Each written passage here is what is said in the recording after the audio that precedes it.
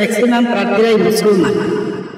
তো এই মুসলমানদের মধ্যে কেউ আবার আল্লাহর আইন প্রতিষ্ঠা করতে চায়, আবার কেউ আবার নিরপেক্ষ আইন প্রতিষ্ঠা করতে চায়।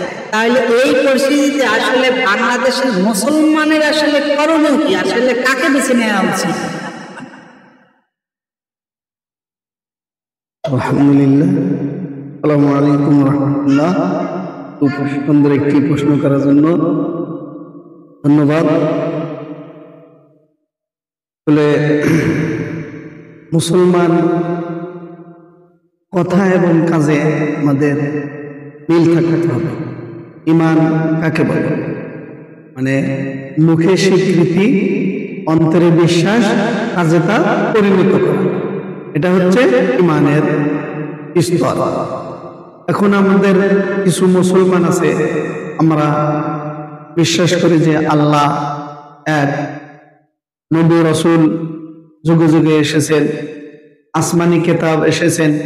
এই কথাগুলো আমরা সহজে মুখে স্বীকার করি, কিন্তু এই রাসূল এবং আল্লাহ রাব্বুল আলামিন এই পবিত্র কোরআনুল কারীম নবীদের উপর এবং বিশ্ব জাহান সকল জিন জাতি এবং মানুষ জাতির উপর পাঠালেন। কেন এই কোরআন পাঠালেন? এই কোরআন আল্লাহর জমিনে প্রতিষ্ঠিত করার জন্য, এই কোরআন অনুযায়ী আমল করার জন্য।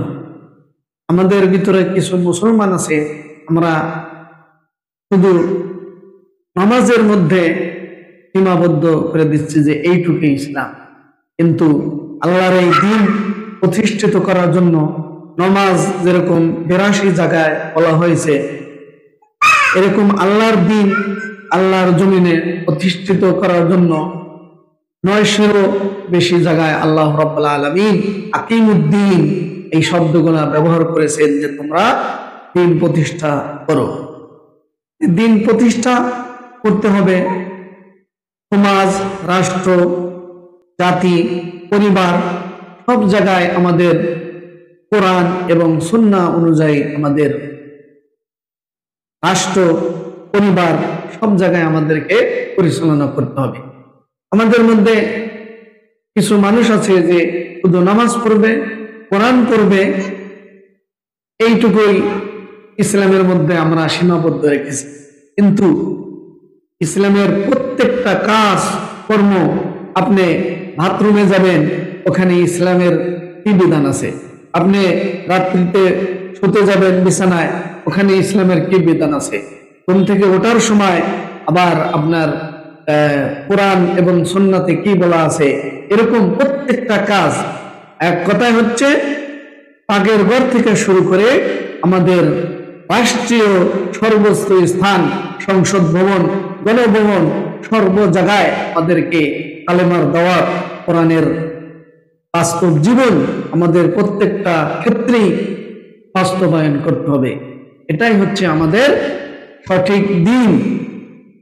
যদি দ্বীন প্রতিষ্ঠা করতে চাই, তাহলে আমাদেরকে সকল জায়গায় দাওয়াতি কাজ করতে হবে, সকল জায়গায় ইসলামের প্রচার প্রসার করতে হবে।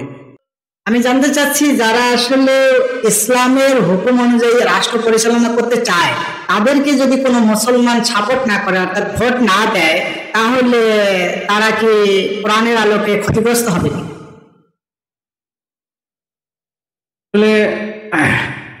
মুসলিমদের কাজ হচ্ছে, আল্লাহ রাব্বুল আলামিন কোরআনুল কারীমের মধ্যে বলেছেন, ওয়াতাসিমু বিহাবিলিল্লাহি জামিআ ওয়ালা তাফাররাকু, তোমরা আমার এই ধৈর্যকে আঁকড়ে ধরো, পরস্পর বিচ্ছিন্ন হয় না।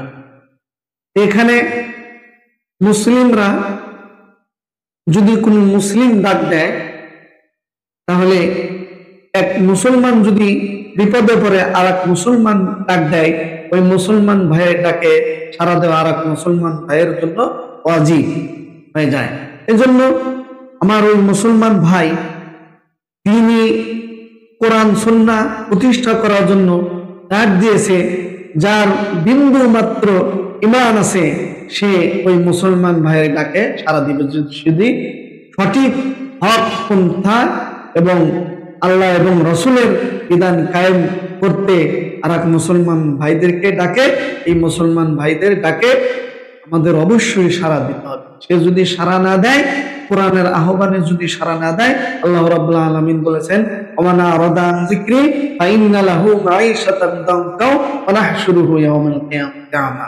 আল্লাহ রাব্বুল আলামিন বলেছেন যে আমার কোরআন থেকে যে মুখ ফিরিয়ে নিবে, আমি তাকে দুনিয়ার জীবন সংকীর্ণ করে দিব, লঙ্কা করে দিবে। হ্যাঁ, সংকীর্ণ করে দিব, আর কিয়ামতের ময়দানে আমি তাকে অন্ধ করে উঠাবো। ভয়াবহ কথা। কথা। আসলে আমরা সকল ক্ষেত্রে সর্ব অবস্থায় আমাদের ঈমান এবং আকীদাকে বাস্তবায়ন করার জন্য আমরা চেষ্টা করব ইনশাআল্লাহ। যারা আল্লাহর আদেশ বাস্তবায়নের জন্য কোন মুসলমানকে ডাক দিবে, প্রত্যেকটা মুসলমান তাদের সেই ডাকে উপস্থিত হওয়া বা সাড়া দেওয়া তাদের জন্য ওয়াজিব হয়ে যায়। আর যদি এই ওয়াজিব তরক করে ফেলে, তাহলে সেই মুসলমান আসলে ডঙ্কায় শিকার হবে, অর্থাৎ ক্ষতিগ্রস্ত হয়ে যাবে, সংকীর্ণ করে দিবেন আল্লাহ পাক। আল্লাহ আমাদেরকে এই ধরনের আযাব থেকে আমাদেরকে হেফাজত করেন, আমরা যেন সঠিক বুঝতে পারি। মুসলমান তো অবশ্যই, সেখানে অন্যান্য মানুষও যদি শান্তি চায় তাদেরও আসা উচিত। ধন্যবাদ আপনাকে। আসসালামু আলাইকুম ওয়া রাহমাতুল্লাহ। ওয়া আলাইকুম আসসালাম।